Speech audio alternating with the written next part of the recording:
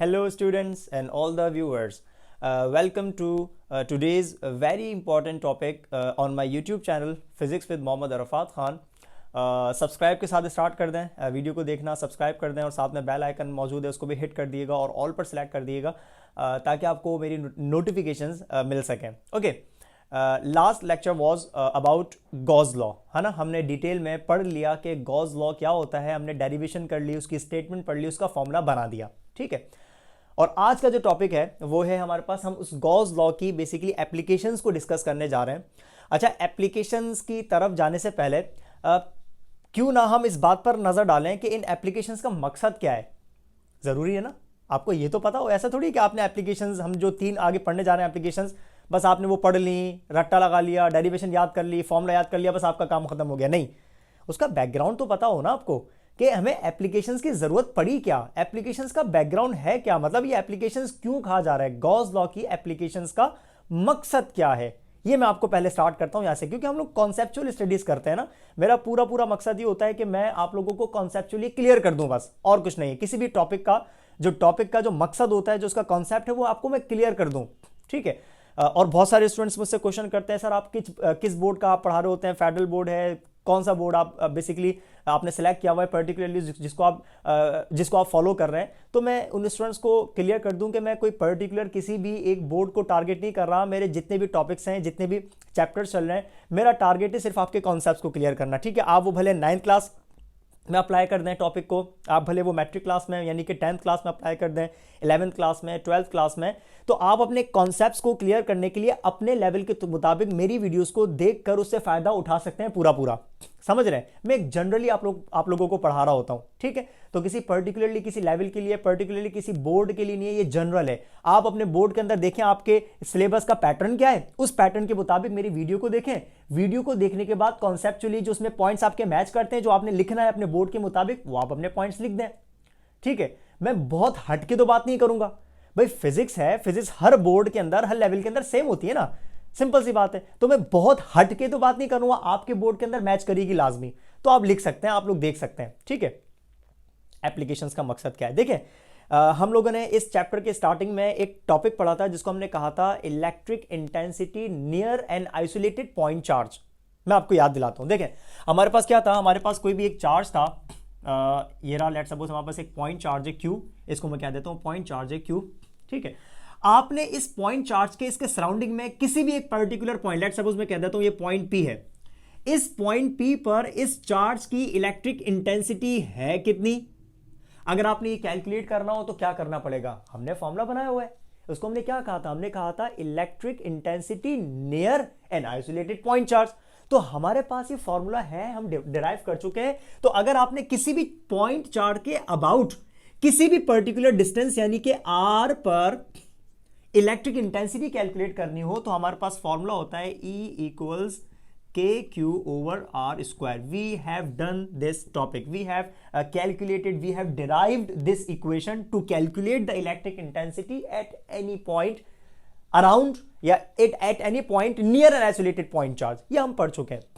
अब एक काम ही करते हैं, जरूरी तो नहीं है कि हमारे पास एक ही चार्ज हो हमेशा, हमेशा हमारे पास एक पॉइंट चार्ज हो और आपसे पूछा जाए कि बताएं आप इसके इतने दूर, इतने डिस्टेंस के ऊपर कैलकुलेट कर लें इलेक्ट्रिक इंटेंसिटी. नहीं, ऐसा तो जरूरी नहीं है. डिफरेंट चार्ज कॉन्फ़िगरेशंस भी हमारे पास हो सकती हैं, है ना. अब उन डिफरेंट चार्ज कॉन्फ़िगरेशंस में से मैं आज आपसे आपके सामने 3 कंडीशंस रखता हूं. वो 3 कंडीशंस क्या है, हम एप्लीकेशंस को ध्यान में रख रहे हैं, याद रखिएगा, मैं एप्लीकेशंस को ही डिस्कस कर रहा हूं, मैं टॉपिक से हट नहीं रहा, मैं टॉपिक आपको पढ़ा रहा हूं, इससे कनेक्ट रहिएगा ताकि आपको उसका मकसद समझ आए कि एप्लीकेशंस का मतलब क्या है. ठीक है, मैं आपको उसका बैकग्राउंड बता रहा हूं. ओके जनाब, सिंगल चार्ज को, पॉइंट चार्ज को छोड़ देते हैं. हम लेट्स सपोज बात करते हैं, हमारे पास एक स्फीयर है, ये रहा एक स्फीयर. ठीक है, और ये होलो है, अंदर से खाली है, जैसे हमारे पास एक फुटबॉल है, जैसे बैलून हो गई, जैसे कोई भी टेनिस बॉल हो गई. This is a hollow sphere, अंदर से खाली है, बैक पैक नहीं है ये अंदर से. ठीक है ना. ओके, एक होलो स्फीयर है, आपने इस स्फीयर के सरफेस के ऊपर चार्जेस को डिस्ट्रीब्यूट कर दिया यूनिफॉर्मली. इसको हम क्या कहते हैं, यूनिफॉर्मली चार्ज्ड होलो स्फीयर. क्या बोलेंगे भाई, इसको हम रिपीट कर रहे हैं आप लोग अपने दिल में, इसको हम क्या बोलेंगे, यूनिफॉर्मली चार्ज्ड होलो स्फीयर. खाली स्फीयर है और उसके सरफेस के ऊपर आपने चार्जेस को डिस्ट्रीब्यूट कर दिया। It these charges can be positive, these charges can be negative. ठीक है, चार्ज है, यहां पर फ्लक्स का कॉन्सेप्ट आने वाला है। ओके, लेट सपोज अगर आपने इस चार्ज की वजह से इसके भी किसी पॉइंट पर, लेट सपोज वो पॉइंट बाहर भी हो सकता है आउटसाइड द सरफेस, वो पॉइंट अंदर भी हो सकता है इनसाइड द सरफेस। तो अगर आपने इस होलो स्फीयर की इलेक्ट्रिक फील्ड कैलकुलेट करनी हो, इलेक्ट्रिक इंटेंसिटी कैलकुलेट करनी हो, अब वो भले बाहर हो वो भले अंदर हो, तो क्या अब अगर इन दो पॉइंट्स पर मुझे इस होलो स्फीयर की इलेक्ट्रिक इंटेंसिटी कैलकुलेट करनी होगी, तो क्या मैं यहां पर ये वाला फॉर्मूला अप्लाई करूंगा? The answer is no. अब थोड़ी अप्लाई करोगे आप यहां पर, वो तो पर्टिकुलरली किसके लिए, वो वाला फॉर्मूला इलेक्ट्रिक इंटेंसिटी का फॉर्मूला वो किसके लिए, वो फॉर्मूला है near and isolated point charge के लिए, वो इस वाली कंडीशन में अप्लाई नहीं होगा। ये एक होलो चार्ज स्फीयर है, इसका फॉर्मूला दूसरा होगा। अब हम क्या करें, यानी कि हमारे पास सवाल पैदा हो गया कि अगर हम इन दो पॉइंट्स पर इलेक्ट्रिक इंटेंसिटी कैलकुलेट करना चाहेंगे तो क्या होगा? Blank, blank, we don't know. मुझे पता है, मैं आपको पढ़ा रहा हूं, लेकिन अभी मैं क्या बोलूंगा हमें नहीं पता, हमें क्या करना चाहिए। कंडीशन को डिफरेंट करते हैं। एक और कंडीशन मैं आपके सामने रखता हूं। होलो स्फीयर हो गया, इमेजिन करो हमारे पास एक इनफाइनाइट शीट हो, इनफाइनाइट शीट, बहुत बड़ी सी एक शीट हो। ठीक है, एक शीट है मेरे सामने, लेट सपोज एक बहुत बड़ी सी एक शीट है। शीट जो होती है पेपर, लेट सपोज है ना, उस पूरी की पूरी शीट के ऊपर हमने क्या किया, यूनिफॉर्मली चार्ज डिस्ट्रीब्यूशन कर दी। मतलब अपने हर पॉइंट के ऊपर उसके ऊपर चार्जेस को क्या कर दिया, डिस्ट्रीब्यूट कर दिया, यूनिफॉर्मली डिस्ट्रीब्यूट कर दिया। ये नहीं कि कहीं पर ज्यादा कहीं पर कम, कहीं पर ज्यादा कहीं पर कम, नहीं, यूनिफॉर्मली डिस्ट्रीब्यूशन। ये भी यूनिफॉर्म डिस्ट्रीब्यूशन होगी हर जगह पर सेम, ये भी यूनिफॉर्म डिस्ट्रीब्यूशन होगी हर जगह पर सेम। ठीक है, तो इसको हम कह देंगे इनफाइनाइट शीट ऑफ चार्ज, यानी कि एक शीट है इनफाइनाइट एक्सटेंट तक फैली हुई है और उस पर आपने डिस्ट्रीब्यूशन कर दी किसकी, इलेक्ट्रिक चार्जेस की। अब इमेजिन करो, लेट सपोज मैं आपके सामने कोई भी शीट की कंडीशन में आपके सामने बना देता हूं। लेट सपोज मेरे पास ये शीट के तौर पर पावर बैंक मेरा मौजूद है। ठीक है, पावर बैंक मैं कह देता हूं ये इनफाइनाइट है, इमेजिन कर लेना। ठीक है, अब ये थिन सी एक शीट है, थिन सी पतली सी बारीक सी एक शीट है। जाहिर सी बात है, जब आपने इसके ऊपर चार्जेस को डिस्ट्रीब्यूट किया तो चार्जेस दोनों तरफ हैं। ठीक है, और इस शीट के इस तरफ भी इलेक्ट्रिक फील्ड होगी और इस तरफ भी इलेक्ट्रिक इंटेंसिटी होगी, है ना। मतलब मैं कहूंगा कि अगर ये शीट है ऐसे रखी हुई है तो इलेक्ट्रिक इंटेंसिटी इधर भी होगी, इलेक्ट्रिक इंटेंसिटी इधर भी होगी। और ये क्योंकि बहुत दूर तक बड़ी बड़ी सी शीट है, इनफाइनाइट शीट है, और हर पॉइंट के ऊपर चार्जेस डिस्ट्रीब्यूट आपने कर दिए। तो अब अगर लेट सपोज मैं चाहूं कैलकुलेट करना, लेट सपोज मुझे बताया गया कि बताओ आप इस पॉइंट P पर इस इनफाइनाइट शीट की इलेक्ट्रिक इंटेंसिटी कितनी हो सकती है। क्या मैं दोबारा ये वाला फॉर्मूला वहां पर अप्लाई करूं? क्या मैं एक ही फॉर्मूले को हर जगह यूज करता रहूंगा, एक ही फॉर्मूले को हर जगह यूज करता रहूंगा? नहीं, ऐसा तो नहीं होता, है ना। ये फॉर्मूला फिक्स है किसके लिए, electric intensity near and isolated point charge. ना मैं इसको यहां पर अप्लाई करूंगा, ना मैं इसको यहां पर अप्लाई कर दूंगा। सवाल पैदा होता है then what will we do. अब हम क्या करें, किस चीज के लिए, इलेक्ट्रिक इंटेंसिटी को कैलकुलेट करने के लिए अब हम क्या करें, अगेन अ ब्लैंक, एक ब्लैंक हमारे सामने आ गया। एक कंडीशन और रखता हूं आपके सामने, that will be the last condition, ठीक है, ऑफ आवर डिस्कशन। अच्छा, अब हमारे पास कंडीशन क्या, इमेजिन करो हमारे पास दो ओपोजिटली चार्ज प्लेट्स हों, ओपोजिटली चार्ज प्लेट्स, दो ओपोजिटली चार्ज प्लेट्स का मतलब क्या हो जाएगा, एक पर पॉजिटिव चार्जेस होंगे, है ना, और एक पर नेगेटिव चार्जेस होंगे। Positively charge plate, negatively charge plate, इनके बीच में जो फील्ड लाइंस होंगी हमने पढ़ा हुआ है, फील्ड लाइंस को हम डिस्कस कर चुके हैं। फील्ड लाइंस पॉजिटिव से स्टार्ट होती हैं और नेगेटिव की तरफ, field lines from positive to negative, ठीक है ना, ऐसे बनेगा। ओके, अब इस पॉजिटिवली चार्ज प्लेट और नेगेटिवली चार्ज प्लेट के जो बीच में जो रीजन आ रहा है, ये पूरा रीजन ये बीच में, ठीक है। मुझसे किसी ने पूछा कि बताओ इस पॉइंट P पर इलेक्ट्रिक इंटेंसिटी कितनी हो सकती है। क्या मैं दोबारा ये वाला फॉर्मूला अप्लाई करूंगा? हर जगह तो नहीं अप्लाई करूंगा, वही वाली बात, I am repeating my words. मैं इस फॉर्मूले को ना यहां पर अप्लाई करूंगा, मैं इस फॉर्मूले को ना तो यहां पर अप्लाई करूंगा इलेक्ट्रिक इंटेंसिटी को कैलकुलेट करने के लिए, मैं इस फॉर्मूले को ना ही यहां पर इलेक्ट्रिक इंटेंसिटी को अप्लाई कर मतलब कैलकुलेट करने के लिए अप्लाई कर सकता हूं, ठीक है। इसका मतलब हमारे पास अभी तक इलेक्ट्रिक इंटेंसिटी का सिर्फ एक फॉर्मूला है, और उस फॉर्मूले को हम क्या बोलते हैं, electric intensity near an isolated point charge. This formula is just applicable in this condition only. बात खत्म, यहां पर ये फॉर्मूला शुरू होते ही खत्म, इसकी लिमिटेशन आ गई। आइसोलेटेड चार्ज है, उसके इर्द गिर्द कहीं पर भी कैलकुलेट करनी हो, आसानी से ये फॉर्मूला यूज कर लेना, ठीक है। लेकिन यहां पर कैलकुलेट करनी हो I can not use this formula here. यहां पर इसके आसपास कहीं कैलकुलेट करनी हो, I can not use this formula here. इन दोनों प्लेट्स के बीच में किसी भी पॉइंट पर कैलकुलेट करनी हो, again I can not use that formula here in this condition. Then the question is that then what will we do. हम इन 3 कंडीशंस में क्या करें? बस छोड़ दें? नहीं कर सकते। हमारा जवाब हो गया नो, छोड़ दें। नहीं, ऐसा नहीं है। ऐसा कब किया हमने? भाई जितने भी मैंने आपको टॉपिक्स पढ़ाए हैं उसमें जब भी हमारे सामने एक प्रॉब्लम खड़ी हो जाती है सामने आके, उसको हम फेस करते हैं, उसका हल निकालते हैं कोई ना कोई, है ना। तो इसका भी हल निकालेंगे, छोड़ेंगे तो यार। एक सवाल सामने जहन में आ गया, एक प्रॉब्लम सामने आ गई, यार छोड़ो, जाने दो जाने दो जाने दो, नहीं ऐसा नहीं करेंगे यार। इसका प्रॉब्लम सामने आई है तो उसका हल भी निकालना जरूरी है। अब यहां पर जवाब सुन लो, जो मैंने आपको कहा ना हमारे टॉपिक से रिलेटेड है। जवाब क्या है? अगर हमारे पास इलेक्ट्रिक इंटेंसिटी का यहां पर फॉर्मूला नहीं है तो कोई बड़ी बात नहीं है। इलेक्ट्रिक इंटेंसिटी का यहां पर कोई फॉर्मूला नहीं है, कोई बड़ी बात नहीं है। यहां पर नहीं है, कोई बड़ी बात नहीं, बना लेते हैं। और वो बनाएंगे ऐसे नहीं है कि कोई आपने बर्तन शर्तन लिए उसमें धमड़म पकाना स्टार्ट कर लिया, बना लिया। नहीं, बनाने का मतलब डेरिवेशंस। फिजिक्स में बनाने का मतलब फॉर्मूला बनाना, इक्वेशन बनाना है, मतलब डेरिवेशंस। मैथमेटिक्स और डेरिवेशन में आपको कुछ ना कुछ अप्लाई करना जरूरी होता है। मैं आपको कुछ चीजें याद दिलाऊं। लेट्स सपोज आपने क्लास 11 में ग्रेविटेशन वाले चैप्टर में अर्थ का मास कैलकुलेट किया। अभी मैंने थोड़ी देर पहले, मैं एकदम से ध्यान में कैसे आया, अभी कुछ दिन पहले मैंने आपको एक वीडियो अपलोड करी जिसका नाम था mass of the earth and average density of the earth, है ना। मास ऑफ द अर्थ को हमने कैलकुलेट किया। कहां से कैलकुलेट किया? By using Newton's law of gravitation. यानी कि न्यूटन्स लॉ ऑफ ग्रेविटेशन को अप्लाई किया और अर्थ का मास कैलकुलेट कर लिया, है ना। एक प्रॉब्लम सामने खड़ी हुई और उसका सॉल्यूशन निकाल लिया। भाई इतना बड़ा मास है, इतना बड़ी हेवनली बॉडी है, उसका मास हम किसी मशीन से कैलकुलेट थोड़ी करेंगे, प्रैक्टिकली कैलकुलेट थोड़ी करेंगे। फिर क्या करेंगे? थ्योरेटिकली कर लो उस कैलकुलेट। और थ्योरेटिकली कैलकुलेट करने के लिए आपको कोई ना कोई फिजिक्स के टॉपिक को, लॉ को अप्लाई करना पड़ेगा, है ना। ऐसे ही यहां पर करेंगे। अगर मुझे इलेक्ट्रिक इंटेंसिटी इसकी कैलकुलेट करनी हो, इसकी कैलकुलेट करनी हो, इसकी कैलकुलेट करनी हो, तो हम पता है क्या करेंगे? We will apply Gauss law in these conditions. We will apply Gauss law here, we will apply Gauss law here, we will apply Gauss law here, just to calculate, just to derive the formula of electric intensity of a uniformly charged hollow sphere, to calculate the electric intensity of an infinite sheet of charge, to calculate the electric intensity, or to derive the formula of electric intensity due to oppositely charged plates. ये आ गई कहानी Gauss's law को apply करने की। इनको हम applications क्यों कहते हैं? ये बन गई एप्लीकेशन, यानी कि आपने इधर अप्लाई करना है गॉसेस लॉ। अप्लाई करो, इलेक्ट्रिक इंटेंसिटी का फॉर्मूला हासिल कर लो।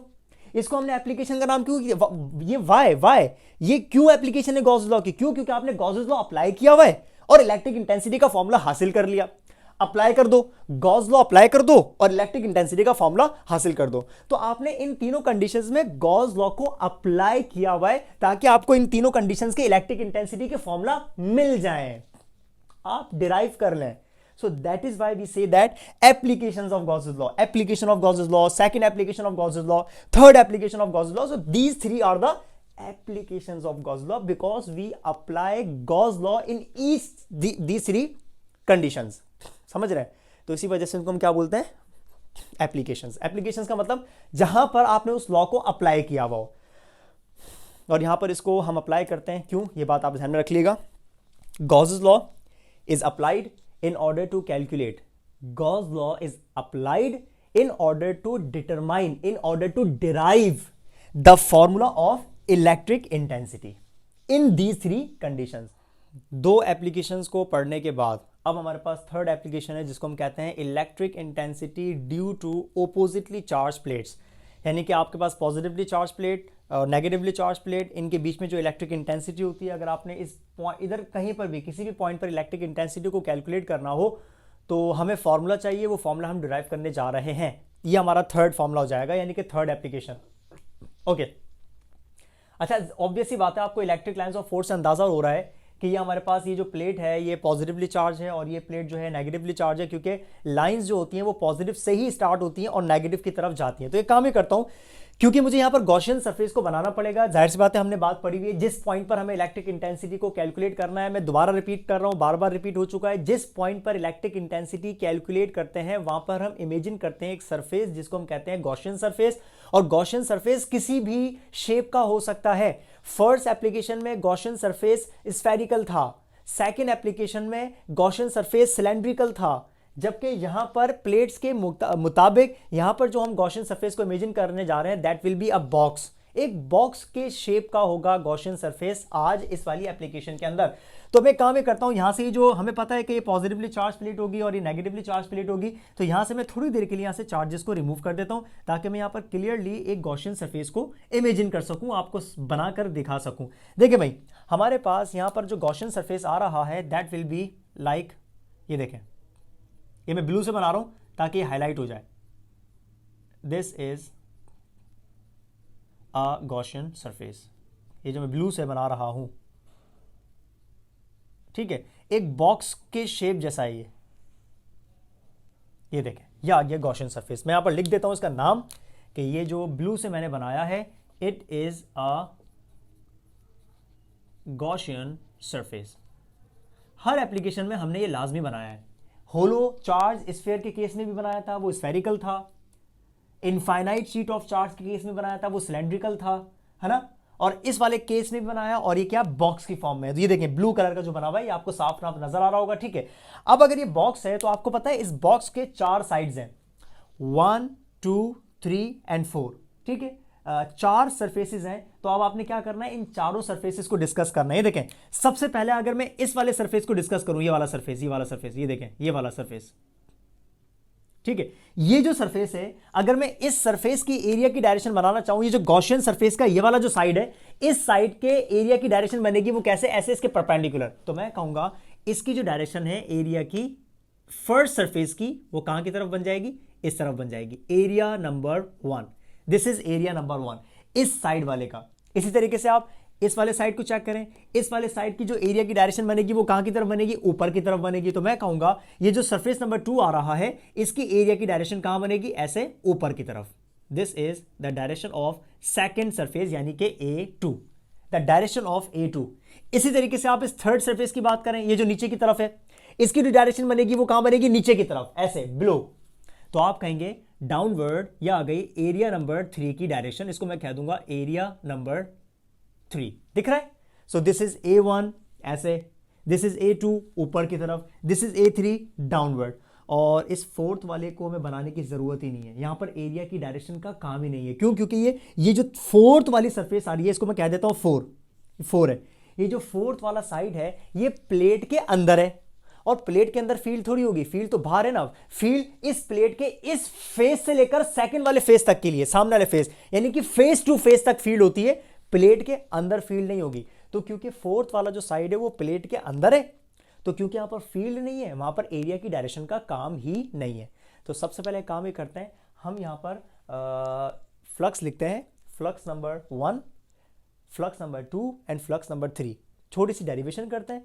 ये जो गॉसियन सरफेस हमने बनाया है बॉक्स की फॉर्म में जो बना हुआ है, इस बॉक्स के हर साइड का आप यहां पर इंडिविजुअल पहले फ्लक्स लिखें। कैसे लिखेंगे, देखें भाई, सबसे पहले फ्लक्स थ्रू सरफेस नंबर 1, ये देखें, फ्लक्स थ्रू सरफेस नंबर 1। और सरफेस नंबर 1 कौन सा वाला है, ये वाला सरफेस नंबर 1 है। ये देखिए A1 लिखा हुआ है, इसका मतलब ये सरफेस 1 है। A2 लिखा हुआ है, इसका मतलब ये सरफेस नंबर 2 है। A3 लिखा हुआ है, इसका मतलब ये सरफेस 3 है। तो first surface, second surface, third surface and fourth surface, ठीक है। तो अब यहां पर मैं फॉर्मूला यूज करता हूं। हाँ भाई, फर्स्ट सरफेस का फ्लक्स यानी कि φ1, फॉर्मूला क्या बनेगा, EA and cos theta. Okay जनाब, फर्स्ट सरफेस का फ्लक्स EA, एंगल की बात करते हैं, आपको दिख रहा होगा फर्स्ट सरफेस का जो एरिया की डायरेक्शन है उसी डायरेक्शन में फील्ड लाइंस है, यानी कि इलेक्ट्रिक इंटेंसिटी और एरिया की डायरेक्शन आपस में क्या हो गए, पैरेलल। पैरेलल का मतलब यहां पर एंगल क्या बन गया, यहां पर एंगल बन गया 0 डिग्री, यानी कि जो फर्स्ट सरफेस है उसमें से फ्लक्स मैक्सिमम हो रहा है, ये मैं आपको बता चुका हूं। और cos 0 डिग्री का मतलब क्या होता है, 1, और 1 हम लिखते नहीं है, तो ये बराबर किसके हो जाएगा, EA के बराबर हो जाएगा। ये आ गया सबसे पहले वाले सरफेस का फ्लक्स। अब हम बात करते हैं फ्लक्स नंबर 2 की, यानी कि इस सरफेस का फ्लक्स। और हो सकता है आपने अपने दिल में मुझे बता दिया हो सर इसका फ्लक्स नहीं होगा, जीरो होगा, और अगर आप ऐसा कह रहे थे तो बिल्कुल ठीक कह रहे थे। Flux through surface number 2। हाँ भाई, अगर मैं सरफेस नंबर 2 की बात करूं तो सरफेस नंबर 2 की एरिया की डायरेक्शन चेक करें ऊपर, और इलेक्ट्रिक फील्ड की डायरेक्शन चेक करें ऐसे ऐसे, है ना। तो ये देखिए एंगल क्या बन रहा है, 90 डिग्रीज बन रहा है ना। तो 90 डिग्री को यहां पर यूज करते हैं। So phi 2 will be equal to क्या बनेगा, E A cos theta. So phi 2 will be equal to E A and cos 90 degrees, है ना। एरिया की डायरेक्शन ऊपर और इलेक्ट्रिक फील्ड की डायरेक्शन ऐसे, तो एंगल क्या बन गया 90 डिग्री। इसका मतलब मिनिमम फ्लक्स, फ्लक्स नहीं होगा। तो आप यहां पर लिख सकते हैं कि फाई 2 यानी कि फ्लक्स नंबर 2 इज 0, खत्म बात। ऐसे अगर आप सरफेस नंबर 3 की बात करें तो सरफेस 3 की एरिया की डायरेक्शन और फील्ड लाइंस आपस में देखें परपेंडिकुलर हो गए, तो यहां पर भी फ्लक्स नहीं होगा। फिर भी लिख देते हैं number 3, flux through surface number 3।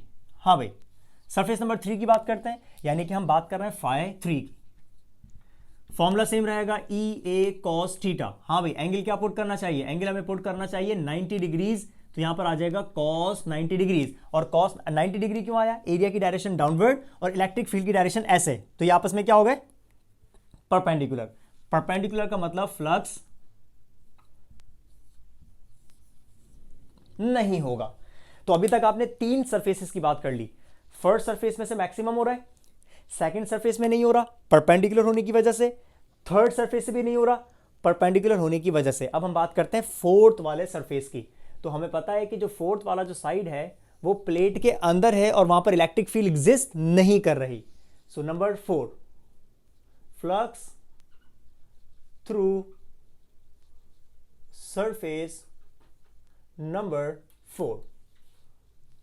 3 हो गया, 3 के बाद फ्लक्स नंबर 4। तो अब आप यहां पर लिखेंगे कि since inside the plate, inside the plate field does not exist, so अगर वहां पर फील्ड ही नहीं होगी तो आप लिखेंगे कि फाई का जो फॉर्मूला होता है, यानी कि phi 4 E A cos theta. और अगर इलेक्ट्रिक इंटेंसिटी ही नहीं हो, इलेक्ट्रिक इंटेंसिटी ही ना हो, तो वहां पर फ्लक्स का क्या कॉन्सेप्ट आएगा, समझ रहे हैं। तो आप बोलेंगे जो फाई 4 है वो क्या हो जाएगा, 0 के बराबर हो जाएगा। हाँ भाई, आपको मिल गया 4 फ्लक्स। क्या करेंगे, जिस तरीके से हमने सेकंड एप्लीकेशन में किया था, 3 सरफेसेस का फाइंड किया था, उसके बाद टोटल किया था। तो अब मुझे इस टोटल गॉसियन सरफेस का फाइंड करना है कि टोटल फ्लक्स कितना है। तो टोटल फ्लक्स करने के लिए फाई 1, फाई 2, फाई 3, फाई 4 को मैं क्या कर लूंगा, प्लस कर लूंगा, सम कर लूंगा। सो the net flux, the net flux through the Gaussian surface,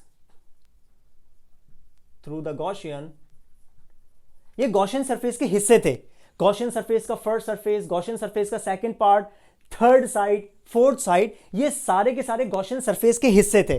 अब आप क्या करेंगे, इन सबको प्लस करेंगे। So the net flux, net मतलब total flux through the Gaussian surface is, हाँ भाई क्या बनेगा, टोटल का मतलब फाई बराबर हो जाएगा phi 1 plus phi 2 plus phi 3 plus phi 4। इन सबको आप प्लस कर लें, और प्लस करने का मतलब क्या है, इनकी वैल्यूज पुट कर लें। नेट, इट इज नेट, ये नेट हम फाइंड कर रहे हैं टोटल। फाई 1 की वैल्यू कितनी है, ई ए, ये आ गया ई ए। फाई 2 की वैल्यू 0, फाई 3 की 0 एंड फाई 4 की 0। तो 0 प्लस 0 प्लस 0 क्या बच जाएगा, the net flux will be equal to E times A. इसको हम कह देते हैं इक्वेशन नंबर 1। गॉसियन सरफेस के टोटल फ्लक्स को फाइंड करने के बाद लाजमी होता है कि हमें यहां पर अप्लाई करना होता है गॉस लॉ।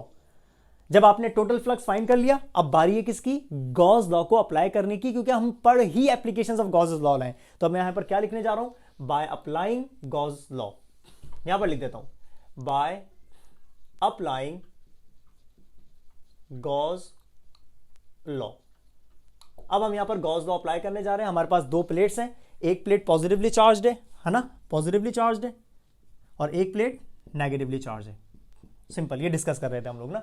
ओके, अब हम यहाँ पर गॉस लॉ को अप्लाई करेंगे, और गॉस लॉ का अप्लाई करने का मतलब उसकी इक्वेशन यूज करनी है, और उसकी इक्वेशन क्या होती है, the net flux is equal to q by epsilon naught. इसको हम कह देंगे इक्वेशन नंबर 2। गॉस लॉ मैं आपको बहुत दफा रिपीट कर चुका हूं ना, तो अगर आपने गॉस लॉ पढ़ना हो कि इक्वेशन कैसे बनी है तो पहले टॉपिक पढ़ लें, उसके बाद आप इस चीज को चेक कर लिएगा, ठीक है। नाउ इक्वेशन नंबर 1 को और इक्वेशन नंबर 2 को आपस में कंपेयर करते हैं। So by comparing equation 1 and equation number 2, हाँ भाई, कंपेयर करने का मतलब क्या, इसकी वैल्यू को यहां पर पुट कर देते हैं, क्या बनेगा, E A is equal to क्या बनेगा, Q upon epsilon not. Concept यहां पर इंट्रोड्यूस करेंगे वही जो आपने सेकंड एप्लीकेशन में भी यूज किया था, और वो कॉन्सेप्ट क्या था, चार्ज डेंसिटी का, है ना। So charge density is given by, और चार्ज डेंसिटी को मैं आपको बता चुका हूं फर्स्ट एप्लीकेशन में, इसका मतलब होता है charge per unit area. Charge density is given bye, इसको हम रिप्रेजेंट करते हैं सिग्मा से, इसका फॉर्मूला क्या होता है, Q by area. Charge per unit area is called charge density, और अगर इसी फॉर्मूले को आप अरेंज करें Q के लिए तो फॉर्मूला क्या बनेगा, सिग्मा इनटू एरिया, ऐसा है। इसी फॉर्मूले को अरेंज कर दिया, एरिया को मल्टीप्लाई करवा दिया, तो क्या बन गया, चार्ज का फॉर्मूला। इस चार्ज के फॉर्मूले को हम यहां पर पुट करेंगे, कहां पर, इस जगह पर, ठीक है। तो क्या बनेगा, देखें, ई ए इज इक्वल टू, चार्ज की जगह पे क्या आ जाएगा, सिग्मा इनटू ए, और डिवाइड में कौन है, एप्सिलॉन नॉट। एरिया से एरिया कैंसिल, इलेक्ट्रिक इंटेंसिटी का फॉर्मूला बन चुका है जनाब, और वो फॉर्मूला पता है क्या बना, वो फॉर्मूला बना sigma upon epsilon not. Sigma का मतलब क्या, charge density, this is charge density. ये बन गया थर्ड एप्लीकेशन का इलेक्ट्रिक इंटेंसिटी का फॉर्मूला।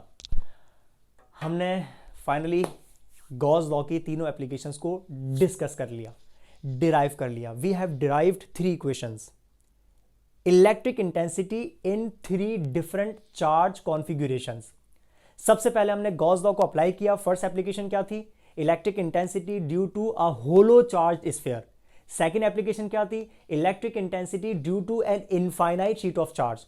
और थर्ड एप्लीकेशन क्या थी, electric intensity due to 2 oppositely charge plates. तो आपने इन तीनों कंडीशंस में इलेक्ट्रिक इंटेंसिटी के फॉर्मूला बना लिए, और ये इलेक्ट्रिक इंटेंसिटी के फॉर्मूला आपको कैसे आए, आपको गॉस लॉ को अप्लाई करना पड़ा। आपने गॉस लॉ की कंडीशन को अप्लाई किया, तो इसी वजह से इन तीनों को हम क्या बोलते हैं, ये एप्लीकेशंस हैं गॉस लॉ की। तो उम्मीद करता हूं आपको ये तीनों की तीनों एप्लीकेशंस बहुत अच्छे से क्लियर हो गई होंगी। हमने तीनों की डेरिवेशंस कर ली हैं। वीडियो अच्छी लगी लाइक कर दें, कमेंट कर दें, शेयर करें, सब्सक्राइब नहीं किया तो सब्सक्राइब कर दें, और बेल आइकन पर हिट कर दें लाजमी नोटिफिकेशंस के लिए, और ऑल पर सेलेक्ट कर दिएगा। और अपना ख्याल रखिएगा, नेक्स्ट वीडियो में मिलते हैं। Thank you.